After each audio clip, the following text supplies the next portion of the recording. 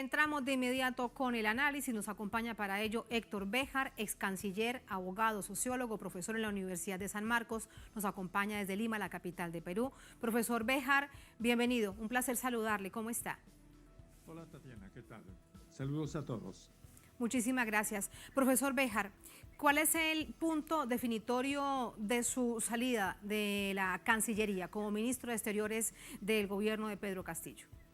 El punto definitorio fue una exigencia de la Marina, que se sintió ofendida por mis declaraciones y publicó un comunicado exigiéndome que me retractase y que pidiese disculpas, cosa que por supuesto no hice. Y en esas circunstancias el presidente del Consejo de Ministros me pidió la renuncia, lo que por supuesto hice ayer en la mañana. A partir de las horas de la mañana de ayer, el Perú está sin canciller hasta este momento. Profesor Béjar, todo esto tiene que ver con una conversación que usted sostenía en noviembre de 2020 con un grupo de estudiantes. Era una actividad académica, ¿es así? Sí, en esta actividad académica yo explicaba que los primeros actos de terrorismo en el Perú no acontecieron en los años 80, sino en los años 70.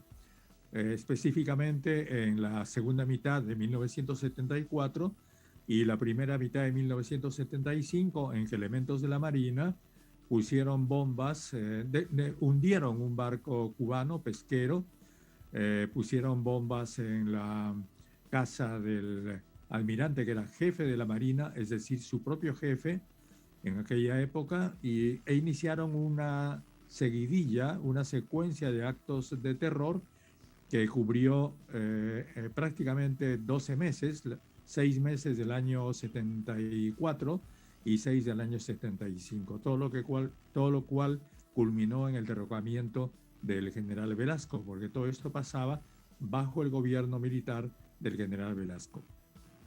Esto que usted nos está contando, profesor Béjar, se dio en el conversatorio Crisis Política, Lucha de Clases, la necesidad de un proceso popular constituyente. Allí usted está entonces hablando de la historia del país, que todos deberían conocer, que todo el país debería conocer.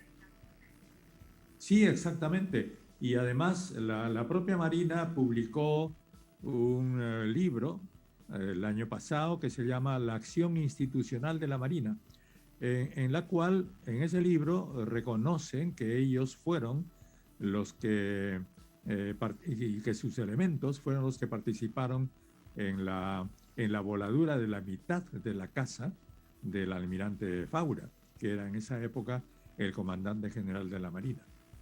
Sí, otro de los hechos que allí se relataba, quiero pedirle por favor que nos detalle, es este. Vicealmirante Luis Gianpietri estuvo involucrado en la matanza de los penales en 1986, luego fue vicepresidente en el segundo gobierno 2006-2011. Estamos hablando del primer gobierno de Alan García. Ese también es un punto importante para destacar en el marco de esta historia, porque además es mucho más reciente. ¿Qué fue lo que sucedió, profesor?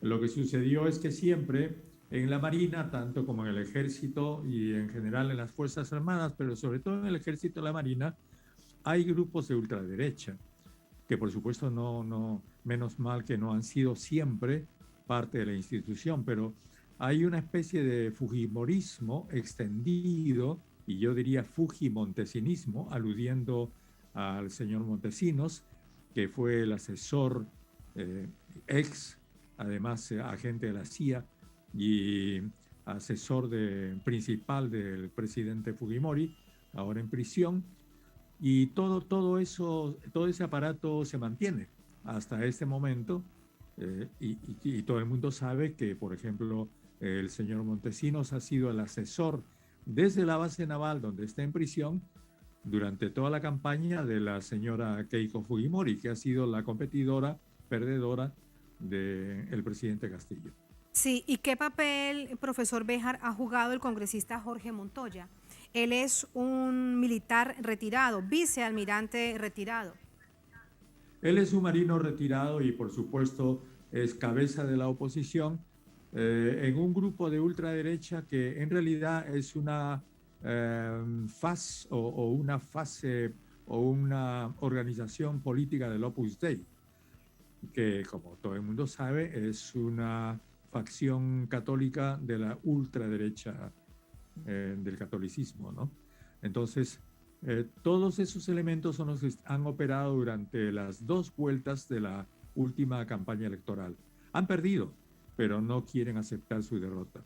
No quieren aceptar su derrota y armaron, profesor Béjar, una estrategia a manera de juego de poder para que usted dejara el cargo.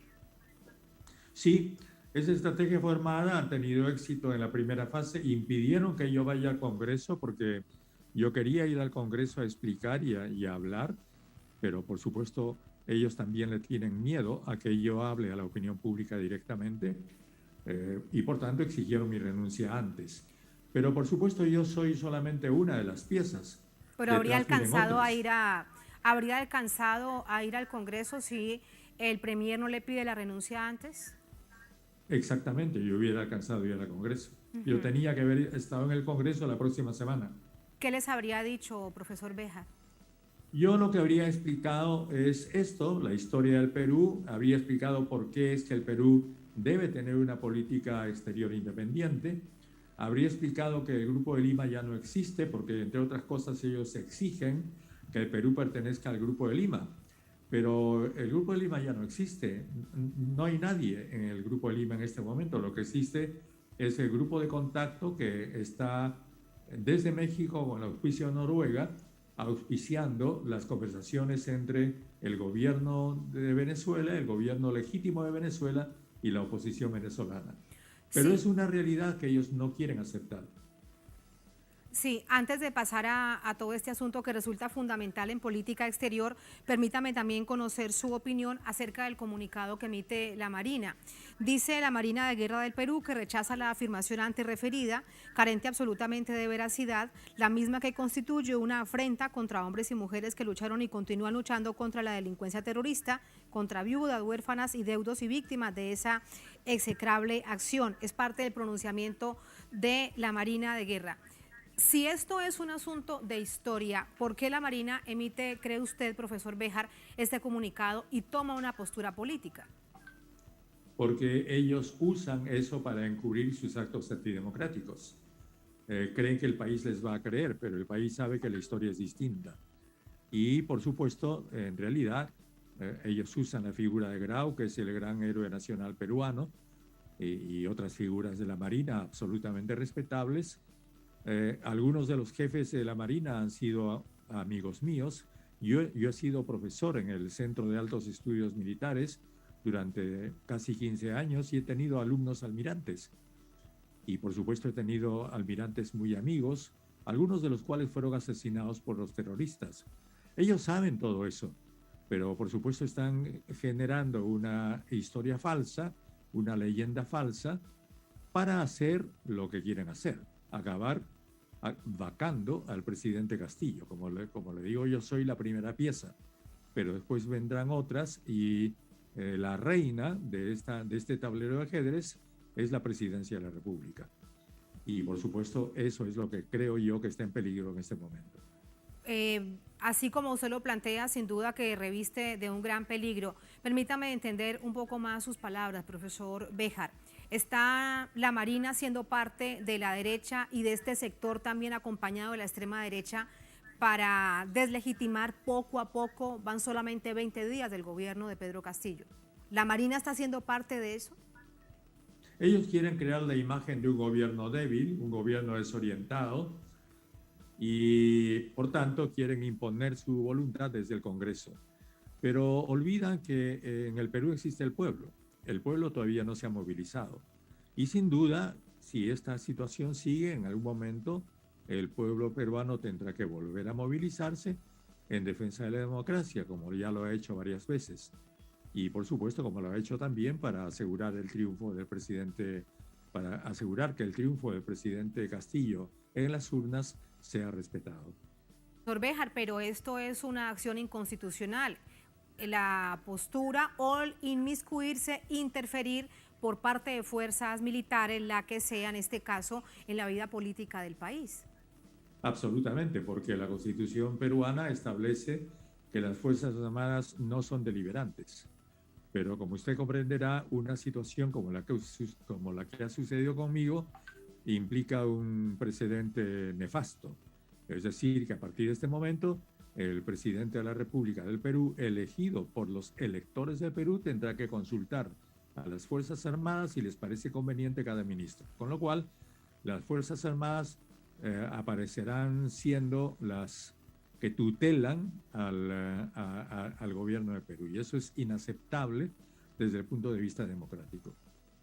Y además antidemocrático, extremadamente peligroso, sobre todo conociendo la historia que ya usted nos estaba relatando, que fue parte del detonante a través de los medios de comunicación. Y allí también preguntarle el papel que han jugado los medios de comunicación en toda esta caja de resonancia en contra, en particular de usted, como la figura de la política exterior de Pedro Castillo. Antes de Pedro Castillo, el Perú ha sido gobernado por una dictadura de los monopolios, los grandes centros de poder, las grandes empresas, muchas de ellas transnacionales y mineras, y esos monopolios gobiernan a los medios. Los medios están concentrados, existe un solo monopolio mediático con 14 diarios que se llama El Comercio, y ellos son los que dictan la política comunicativa en ese momento en el Perú, en la radio, en la televisión y en la prensa escrita. Y pues esa es la situación peruana. Entonces, la democracia también debe ingresar a los medios de comunicación, pero ellos sin duda tratarán de evitarlo a como dé lugar, porque ellos saben que su permanencia en el poder que tienen también depende en gran medida de su permanencia en los medios y la propiedad de los medios que todavía detentan. Profesor Béjar, en particular vimos medios como El Comercio y aliados en distintas partes del país con los mismos titulares. ¿Todos ellos son de una misma casa editorial, son de un mismo dueño? Se lo pregunto además en clave latinoamericana, a aquellos que no conocemos en detalle cómo funciona el sistema mediático corporativo dentro de Perú. El sistema mediático es lo que llamamos en el Perú la prensa concentrada, es decir, hay un diario, El Comercio, que es el diario tradicional del Perú, fundado en 1839, que es que fue, ya no lo es, el gran diario peruano, ahora prácticamente casi sin lectoría, pero ese diario es propiedad de una familia, que es la familia Miro Quesada, y a la vez la familia Miro Quesada está asociada a los monopolios de la construcción y los monopolios mineros. Ellos son los dueños del Comercio, pero el Comercio tiene además un diario de gran circulación que se llama El Trome, y ha ido comprando otros periódicos y ha comprado la principal cadena de televisión, que es el Canal 4, transmite el programa político de la televisión, los 3 programas políticos de la televisión los días domingo. Entonces es prácticamente un monopolio el que lleva adelante lo que dicen todos los días, mañana, tarde y noche, con muy pocas excepciones de algunas emisoras pequeñas o emisoras del interior del Perú, pero en realidad ese es el monopolio de la prensa y la televisión en este momento en el Perú. Instalan, con eso que usted nos dice, comprendemos, instalan la narrativa, la agenda que va desde los medios hacia la opinión pública y rápidamente queda allí sobre el tapete. Hay entonces que pensar en desmonopolizar, en democratizar los medios de comunicación y atender medios públicos. Profesor Béjar, ¿una tarea será para este gobierno? ¿Cree usted que lo podrá hacer? Precisamente los últimos días antes que a mí me exijan la renuncia, habíamos estado desde Relaciones Exteriores formando un equipo de comunicación que incluía la televisión peruana, que es una gran cadena del Estado, la radio del Estado, más una suerte de una serie de emisoras de provincias, tanto televisoras como emisoras de radio, que son, y periódicos también, que están fuera del control de los grandes medios, y armar con ellos una gran red que contrarreste al monopolio existente. Pero por supuesto, espero que eso continúe haciéndose, y entonces que el gobierno peruano pueda tener y pueda poner a disposición de la ciudadanía del Perú una prensa que sea realmente eso, periodística independiente, abierta a todas las opiniones. Y que atienda agendas ciudadanas y no agenda de intereses políticos, que es lo que suele hacerse a través de los monopolios mediáticos.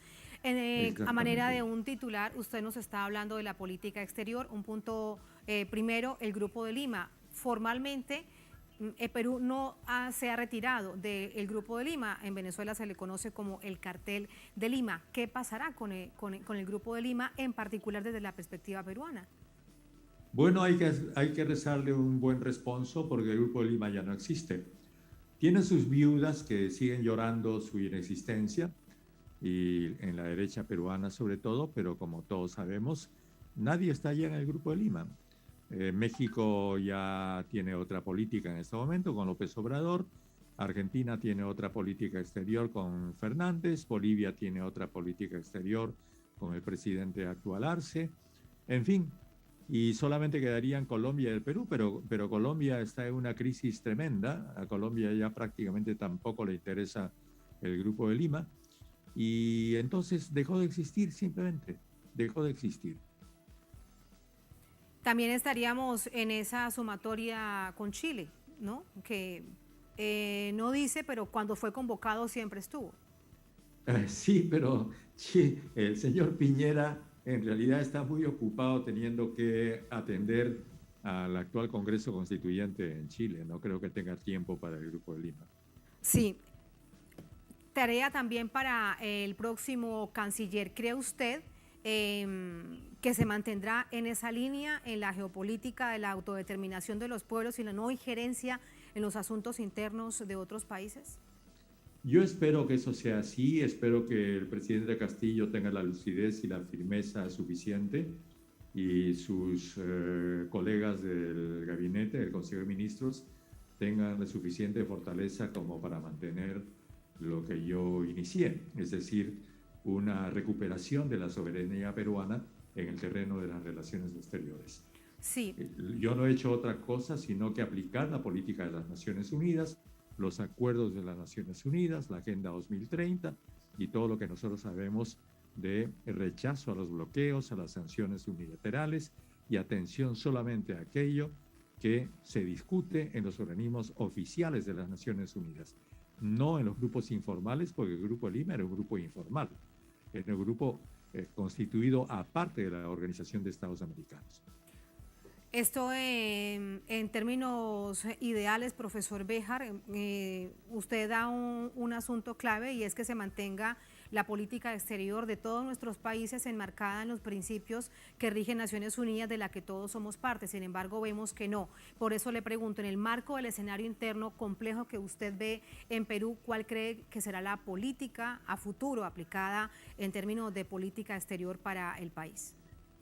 Realmente no veo la situación clara. No, el actual gobierno, para ser franco y para no mentir, no veo que tenga un interés especial en la política exterior. Están muy enfrascados en la política interna, asediados, acosados por la derecha, pero mi esperanza es que alguien, la persona que me sustituya, sea capaz de continuar construyendo eso que nosotros queremos. Una política respetuosa de las soberanías de los pueblos y, como les repito, que recupera la soberanía del Perú en las relaciones exteriores. Y esto pasa necesariamente, profesor Béjar, por el relacionamiento con el gobierno de Estados Unidos. No importa si es republicano o demócrata, de Estados Unidos hacia nosotros la política exterior es prácticamente la misma. De nosotros hacia el gobierno de Estados Unidos sí podría cambiar. Sí, nosotros quisimos relacionarnos con lo mejor de los Estados Unidos, que está una parte en el gobierno, otra parte en el Congreso y otra parte en la ciudadanía norteamericana. Queríamos hacer una política ciudadana también. Y pues entonces espero que eso también sea continuado, ¿no? Sí. Profesor Béjar, y la Organización de Estados Americanos, un verdadero dolor de cabeza por todo esto que ya hemos relatado, por no atender los principios de Naciones Unidas para nuestros pueblos, para nuestras naciones. ¿Cuál es su opinión? Nosotros habíamos fijado claramente la posición que el Perú debería tener en la Organización de Estados Americanos, y habíamos señalado además que el Perú estaba muy interesado en la recuperación y fortalecimiento de la Organización de los Países de América Latina y del Caribe y de UNASUR. Nuestra política comprendía en el terreno inmediato la recuperación de la Comunidad Andina de Naciones, la CAN, luego UNASUR, luego CELADEC y luego la OEA. Y vamos a tener una política dirigida a estos 4 escenarios y bueno, pues espero que eso sea continuado. La integración tan quebrada pero tan anhelada para que vuelva a respirar esa inspiración de la llamada década ganada en nuestro continente. Profesor Béjar, por último, ¿va a mantenerse cercano al gobierno? ¿Lo acompañará en otras labores? Yo espero colaborar con el gobierno en lo que sea necesario. No estoy peleado con el gobierno. Sigo pensando que el profesor Castillo puede hacer un gobierno independiente. Creo que hay que ayudarlo, hay que entenderlo. En realidad es parte del pueblo peruano el que está en este momento en el gobierno y el pueblo no tiene la experiencia de la clase política peruana. Entonces, todas esas debilidades, estas contradicciones, estos errores que estamos viendo son parte de un periodo inicial de un proceso que esperamos que continúe. Yo espero personalmente que continúe y estaré dispuesto siempre a cooperar en ese proceso de construcción de un país realmente donde exista una democracia realmente afincada en el pueblo e independiente y autónoma. Sí, pero con estrategias para no permitir que la derecha, y acompañada de estas nuevas figuras de la extrema derecha que salieron después de las elecciones, y también por los medios de comunicación, es decir, por todos estos sectores que los han acompañado, no sucumbir ante sus presiones. Por supuesto, claro, eso supone un aislamiento de la derecha más radical, porque también en el Perú existe una derecha civilizada con la que se puede dialogar, pero esa derecha en este momento está muda, asustada por estos grupos neofascistas que se han apoderado junto con los medios de comunicación del escenario político peruano. Pero eso no es todo el Perú, por supuesto, eso es una minoría que con su gritería trata de dominar el espacio. Pero creo que podemos volver a la realidad y hacer que las reales fuerzas políticas en el Perú empiecen a operar democráticamente de una manera que convenga a los intereses del Perú. Que así sea, un Perú para todos y todas como se ha anhelado desde el año 2020. Usted decía esto y recordaba las masivas protestas del año pasado que lamentablemente dejaron a 2 jovencitos muertos y veíamos un Perú que no existía, que no conocíamos por lo menos en los medios de comunicación y ahí estaban. Y un Perú que puede volver al escenario en cualquier momento cuando eso sea necesario, seguramente. Profesor Béjar, muchísimas gracias. Un abrazo en la distancia. Muy buenas noches. Gracias a ustedes, Tatiana. Mis mejores deseos de éxito desde aquí de Lima para Venezuela. Muchísimas gracias. Un abrazo. Muchas gracias.